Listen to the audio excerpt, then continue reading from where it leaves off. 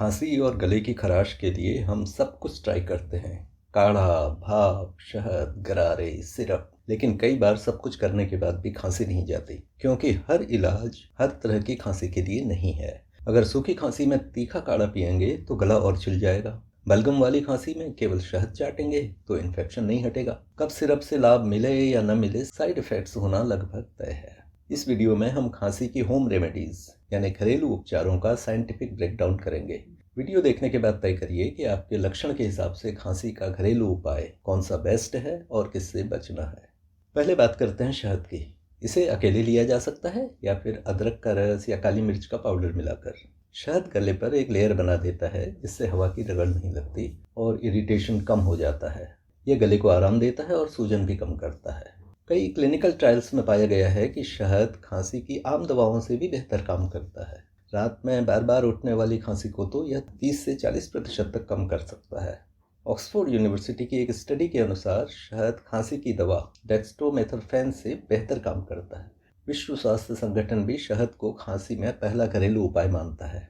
अदरक श्वास नली को खोलता है, जिससे खांसी में सांस लेना आसान हो जाता है। शहद की तरह यह अंदरूनी सूजन को भी कम करता है और सूखी खांसी में इरिटेशन कम करता है। यह बलगम यानी म्यूकस को ढीला करके बाहर निकालने में मदद करता है। इसके ये गुण खांसी से होने वाले गले और छाती के ऊपरी भाग के दर्द को कम करते हैं। काली मिर्च कफ को ढीला करने में मदद करती है और शहद के साथ मिलाकर चाटने से इसका तीखापन कम हो जाता है। हालांकि काली मिर्च को लोग चाय या काढ़े में डालकर लेते रहते हैं, लेकिन वैज्ञानिक प्रयोगों में इसे कफ ठीक करने के लिए बहुत कारगर नहीं पाया गया है। शहद को चाटना इसे लेने का सबसे प्रभावी तरीका है। अगर इसमें अदरक या काली मिर्च मिला है तो उसे बहुत कम मात्रा में डालें और शहद में ठीक से मिला लें। रात में खांसी आती है तो शहद को सोने से पहले चाटना है और उसके बाद कुछ खाना पीना नहीं है, ताकि इसका असर बना रहे। शहद गर्म पानी के साथ भी लिया जा सकता है, लेकिन बहुत गर्म पानी में शहद न डालें, अधिक गर्मी से इसका प्रभाव कम हो जाता है। अदरक को उबालकर थोड़ा ठंडा करके उसमें शहद मिलाकर धीरे धीरे पीने से भी इन दोनों चीज़ों के लाभ मिल जाते हैं। डायबिटीज़ पेशेंट्स को ध्यान में रखना ज़रूरी है कि शहद से शरीर को तुरंत शक्कर मिल जाती है। 1 वर्ष से छोटे बच्चों को शहद ना चटाएं। अगर ब्लीडिंग प्रॉब्लम है या ब्लड थिनर दवाएं लेते हों तो अदरक अधिक यूज़ ना करें। काली मिर्च लेनी हो तो कम लें, ताकि यह खराश को बढ़ा न दे। एसिडिटी की शिकायत रहती है तो इसे लेने में सावधानी बरतें। मुलेठी खांसी की एक अच्छी घरेलू दवा है। इसके कुछ रसायन शहद की तरह ही सूजन कम करने और गले को आराम देने का काम करते हैं। इससे खराश कम होती है, आवाज़ बैठ जाने में फ़ायदा होता है और खांसने की वजह से गले में होने वाला दर्द भी कम हो जाता है। यदि कफ जकड़ गया हो तो ये उसे निकालने में भी मदद करता है। लंबे समय से चल रही खांसी में अन्य घरेलू उपायों की तुलना में मुलेठी बहुत कारगर होती है। खिचखिच दूर करने में मुलेठी चूसने वाली गोलियों से कई गुना बेहतर पाई गई है। जब घर से बाहर जाना हो तो मुलेठी खांसी का एक बेहतर उपचार है। मुलेठी का एक टुकड़ा लेकर उसे मुंह में रख लें और बीच बीच में चूस लें, ताकि इसका रस गले में जाता रहे। बाजार में मुलेठी की लोजेंजेस या गोलियां भी मिलती हैं। ध्यान रहे कि मुलेठी में जो मिठास वाला तत्व होता है वो ब्लड प्रेशर को बढ़ा देता है। बहुत अधिक मात्रा में या लंबे समय तक मुलेठी के सेवन से शरीर में पोटेशियम कम होने का खतरा हो जाता है। काढ़ा खांसी के उपचार के लिए हमारे देश में बहुत प्रचलित है। बाजार में मिलने वाले कुछ काढ़ों में कई चीज़ें मिली होती हैं और ये बताने की कोशिश होती है कि इतनी जड़ी बूटियां मिला देने से वो बहुत लाभकर हो जाता है। घर में भी कुछ लोग यही सोचकर कई चीज़ों को मिलाकर काढ़ा बना लेते हैं। इनके कुछ केमिकल काफ़ी तेज होते हैं। कुछ केमिकल म्यूकस को सुखा देते हैं, कुछ कफ को बाहर निकालने का काम करते हैं, तो कुछ गले को सुन्न कर देते हैं। ये केमिकल गले के साथ साथ अन्य अंगों पर भी प्रभाव डालते हैं। इनसे एसिडिटी और स्टोमक अल्सर्स भी हो सकते हैं। तुलसी और अदरक का काढ़ा। ये हल्का काढ़ा खांसी में 2 तरह से लाभ करता है। अदरक सांस की नली को रिलैक्स करता है और दूसरा तुलसी रोगों के जीवाणुओं से लड़ने में मदद करती है। तुलसी का एक रसायन गले में पॉल्यूशन से होने वाली खराश में मदद करता है। अगर सर्दी खांसी हो, म्यूकस बहता हो और शरीर में टूटन महसूस हो रही हो तो ये काढ़ा आराम देता है और अंदर से ठीक भी करता है। एक छोटा टुकड़ा अदरक और तुलसी के कुछ पत्ते पानी में उबाल कर रख लें। इसे गुनगुना या थोड़ा गर्म करके दिन में 2-3 बार पी सकते हैं। चाहें तो थोड़ा सा शहद मिला लें। तेज काढ़े ना लें। हाँ, किसी जानकार ने लक्षणों को परख के विशेष काढ़े की सलाह दी हो तो बात अलग है।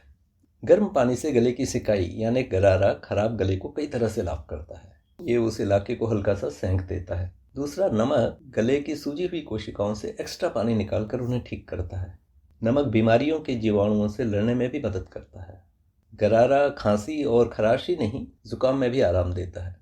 गरारा करने में हल्के गर्म पानी में थोड़ा सा नमक मिलाकर उसे गले तक ले जाना होता है और सिर को ऊपर करके पानी को गले में ठहराना होता है। चूंकि ऐसा करने से पानी गले में जाने लगता है, इसलिए मुंह से सांस बाहर छोड़नी होती है, जो पानी में गुड़गुड़ की आवाज़ के साथ बाहर आ जाती है। गरारे के पानी में थोड़ा सा हल्दी भी मिला सकते हैं। गरारा दिन में केवल 2-3 बार ही करना काफ़ी है। रात को सोते समय गार्गल करें तो फिर पानी या कुछ और न लें तो बेहतर। ध्यान देना है कि पानी में नमक कम हो, जितना नमकीन आंसू होता है उससे थोड़ा ही ज़्यादा। पानी गुनगुने से थोड़ा अधिक ही गर्म हो। ज़्यादा नमक गले को सुखा देता है, जिससे सूखी खांसी बढ़ सकती है। अगर अधिक गर्म पानी हो तो उससे गले की बीमार कोशिकाओं को चोट पहुंचने का खतरा होता है। छोटे बच्चों को गरारा न कराएं। भाप लेना भी खांसी में बहुत आराम देता है। सांस की नली और फेफड़ों तक जकड़न हो या म्यूकस सूख गया हो तो भाप उसे मुलायम करने का काम करती है। साथ ही ये फेफड़ों की त्वचा की कोशिकाओं के ऊपर जो म्यूकस जमा हो जाता है उसे हल्का कर देती है। इससे वो फिर से ठीक काम करने लगती हैं। इसके बाद जब हम खांसते हैं तो जमा हुआ म्यूकस कम परेशानी के निकल जाता है और सांस की तकलीफ या जकड़न ठीक हो जाती है। इसलिए भाप लेना जाड़ों की सूखी खांसी में विशेष लाभ करता है। खोलते हुए पानी के बर्तन के ऊपर मुंह रखकर सांस लेनी होती है, और अगर नाक सूख गई हो या म्यूकस से भर गई हो तो नाक से सांस लेने में बहुत जोर न लगाएं। किसी कपड़े जैसे कि छोटे तौलिए से सारे मुंह को ढककर सांस ले सकते हैं। स्टीम इनहेलर से भाप लेना सबसे सरल और सेफ होता है। सामान्यतः पानी में कुछ मिलाने की ज़रूरत नहीं होती। हाँ, अगर डॉक्टर ने कुछ मिलाकर भाप लेने को कहा है तो बात अलग है। ध्यान रहे कि भाप बहुत गर्म ना हो, और अगर पानी बहुत गर्म है तो नाक और मुंह को उसके बहुत पास न ले जाएं। आँखों को गर्म भाप से बचाकर रखें। भाप लेने के तुरंत बाद ठंडी हवा में, जैसे कि एसी में या ठंडे में बाहर न जाएं, नहीं तो न्यूमोनिया का रिस्क हो जाता है। इन कारगर और सेफ घरेलू उपायों के बाद जरूरी हो जाता है कफ सिरप के बारे में कुछ बात कर लेना। अगर डॉक्टर या जानकार आपको कोई सिरप लेने की सलाह दे तभी इसे लें, और जब खांसी के लक्षण ठीक हो जाएं तो छोड़ दें। सारे सिरप्स, चाहे वो आयुर्वेदिक या यूनानी ही क्यों न हो, उनमें तेज केमिकल मिले होते हैं। कई बार तो इनमें ऐसे केमिकल होते हैं जिनके गंभीर साइड इफ़ेक्ट होते हैं या वो अंगों को नुकसान पहुंचा देते हैं। इसलिए अपने आप सिरप न लें और बच्चों को तो कतई न दें। मैंने एक वीडियो में कफ सिरप से होने वाले नुकसानों को बताया है, एक बार उसे देख लें, उसके बाद ही कफ सिरप लेने के बारे में निर्णय लें। चलिए कफ के घरेलू सेफ उपचारों के बारे में जल्दी से रिवीजन कर लेते हैं। गले में दर्द या सूजन है तो नमक के पानी का गरारा करिए। रात को सूखी खांसी आती है तो शहद या शहद के साथ अदरक चाटिए। नाक बंद है या छाती जाम है तो भाप लीजिए। बलगम है और सर्दी जुकाम के लक्षण हैं तो अदरक और तुलसी का काढ़ा लीजिए। गले में खिचखिच है तो मुलेठी चूसिए। तेज काढ़े और कफ सिरप डॉक्टर वैद्य की देखरेख में ही लीजिए। इस बात पर गौर करिए कि ये घरेलू इलाज प्रभावी तो हैं, लेकिन ये खांसी के अंदरूनी कारणों या बड़े इन्फेक्शंस को जड़ से ठीक नहीं कर पाते। अगर खांसी 2 हफ्ते से ज़्यादा रहे, सांस फूले, बुखार बहुत ज़्यादा हो या खून आए, इस तरह के गंभीर लक्षणों में डॉक्टर को ज़रूर दिखाएं। बीमारी को समझें फिर इलाज चुनें। अगर ये साइंटिफिक गाइड काम की लगी हो तो लाइक करें। आगे के वीडियो मिलते रहें, इसके लिए चैनल को सब्सक्राइब करना है। नमस्कार।